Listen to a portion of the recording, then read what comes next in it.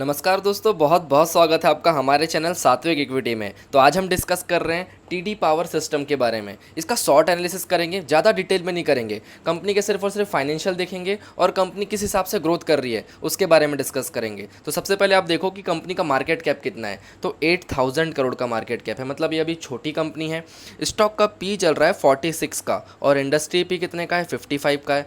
तो थोड़ा सा हमें यहाँ पे इंडस्ट्री के हिसाब से थोड़ा सा ओवर वैल्यूड समझ में आ रहा है। रिटर्न ऑन इक्विटी काफ़ी बढ़िया है कंपनी का, रिटर्न ऑन कैपिटल एम्प्लॉयड भी काफ़ी बढ़िया है। और प्राइस टू बुक कितना चल रहा है, 9 का प्राइस टू बुक है और इंडस्ट्री का प्राइस टू बुक 7 का है। तो थोड़ा सा बुक वैल्यू के हिसाब से ओवर वैल्यूड चल रहा है। और डिविडेंड यील्ड भी काफ़ी बढ़िया है कंपनी का और डेट कंपनी पे बिल्कुल भी नहीं है। तो ओवरऑल देखा जाए तो कंपनी के फाइनेंशियल यहाँ से उतने अच्छे से क्लियर नहीं हो रहे हैं। तो हम देखते हैं इसके प्रॉफिट एंड लॉस स्टेटमेंट को। तो कंपनी का जो मार्च क्वार्टर है उसका रिजल्ट आप देखोगे तो 348 करोड़ की सेल्स रिपोर्ट हुई है और लास्ट ईयर कितनी थी, 264 करोड़ की। तो ईयर ऑन ईयर बेसिस पे बहुत बढ़िया ग्रोथ है। और प्रॉफिट में भी आप देखोगे तो 29 करोड़ का प्रॉफिट था जो कि 53 करोड़ हो गया। तो प्रॉफिट में भी काफ़ी बढ़िया जंप देखने मिल रहा है। और यहाँ पे हमें कंपनी के जो ऑपरेटिंग प्रॉफिट मार्जिन्स है वो भी थोड़े से इंप्रूवमेंट होते हुए दिख रहे हैं। तो इस क्वार्टर में बहुत बढ़िया रिजल्ट आया। आप दिसंबर क्वार्टर में देखोगे तो वहाँ पे भी बढ़िया रिजल्ट है। देखो दिसंबर 24 और दिसंबर 23 काफ़ी बढ़िया ग्रोथ है प्रॉफिट में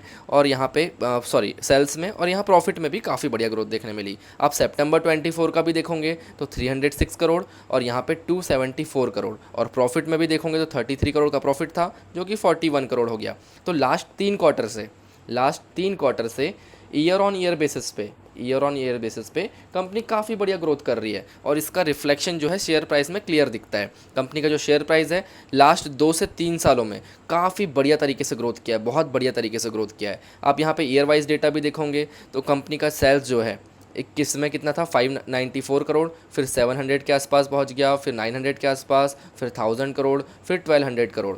तो देखो यहाँ पे जो सेल्स में एक कंसिस्टेंट तरीके से ग्रोथ देखने मिल रही है। और आप प्रॉफिट्स में भी देखोगे तो 45 करोड़ का प्रॉफिट, फिर 70 करोड़ का, फिर 97 करोड़, फिर 118 करोड़, फिर 175 करोड़। तो प्रॉफिट में भी बहुत बढ़िया ग्रोथ देखने मिल रही है। देखो हमें इस टाइप की कंपनीज़ ही पसंद होती है। कैसी कंपनीज़ पसंद होती है, जो कंटिन्यू प्रॉफिट्स को इंप्रूवमेंट कर रही हो, कंपनी अपना कंटिन्यू नेट प्रॉफिट में भी इंप्रूवमेंट दिखा रही हो और कुछ इस टाइप के नंबर्स दिखे। देखो लास्ट 5 सालों में सेल्स ग्रोथ कितने का है, 20% का। मतलब हमें ऐसी कंपनीज चाहिए, आप हमेशा नोट करके रखो, हमेशा ऐसी कंपनीज चाहिए जो कम से कम 20% से ग्रो करे, 20% से अपने सेल्स को ग्रो करे, अपने प्रॉफिट्स को ग्रो करे। तो उस टाइप की कंपनीज हमें अट्रैक्ट करती है। और फिर हम उसके बाद क्या चेक करेंगे, वैल्यूएशन चेक करेंगे। अगर कोई कंपनी 20% से ग्रो कर रही है और हमें अंडर वैल्यूड प्राइस पे मिल रही है तो वहाँ पे हमें अपॉर्चुनिटी देखने को मिल सकती है। इसी टाइप से इसके प्रॉफिट्स के नंबर देखोगे तो कंपनी 5 सालों से 56% से प्रॉफिट में इंप्रूवमेंट कर रही है। तो ये काफ़ी बढ़िया नंबर है। और लास्ट 3 सालों का 39% से। और स्टॉक प्राइस तो आप देख ही सकते हो कितने स्पीड से भागा है, 98% के CAGR से रिटर्न दे रहा है ये स्टॉक 5 सालों में।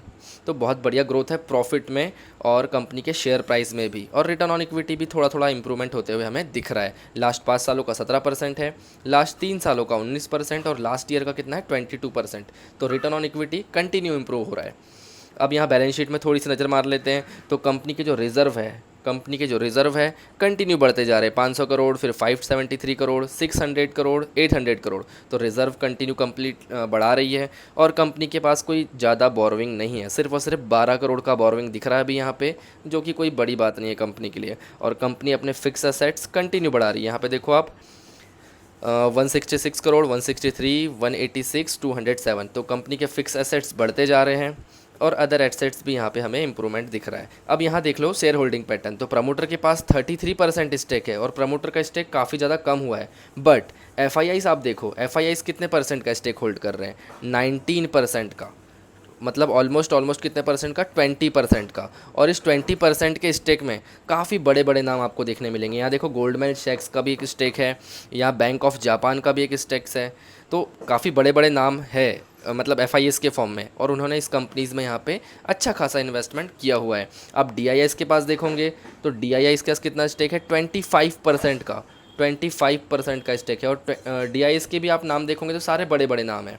यहाँ पे देखो निप्पॉन इंडिया, फिर Aditya Birla Sun Life, HDFC mutual fund, HSBC flexi cap, ICICI small cap fund, Tata mutual fund, और क्या है, मिराई एसेट्स भी है, सब बड़े बड़े नाम है डीआईएस में भी। तो काफ़ी जो बड़े बड़े इन्वेस्टर है उसने इस कंपनीज़ में इन्वेस्ट किया हुआ है। तो ये शॉर्ट एनालिसिस था। हमने शॉर्ट एनालिसिस देखा किसके कंपनी के बारे में, टीडी पावर सिस्टम्स के बारे में। देखो, ये वीडियो किसी भी तरीका का कोई बाय सेल या होल्ड रिकमेंडेशन के लिए नहीं बनाया गया है, प्योरली एजुकेशनल पर्पज़ के लिए बनाया गया है। तो आप अपनी एनालिसिस करके ही इसमें इन्वेस्टमेंट का प्लान करें। बाकी इसी टाइप की और भी कंपनीज़ का एनालिसिस हमने किया हुआ है, जिसका लिंक आपको पिन कमेंट में मिल जाएगा। वहाँ से आप ऐसे ही एनालिसिस दूसरी कंपनीज़ का भी चेक कर सकते हैं। बाकी वीडियो पसंद आ रहा है तो वीडियो को लाइक करना ना भूलें और चैनल को सब्सक्राइब करना भी ना भूलें।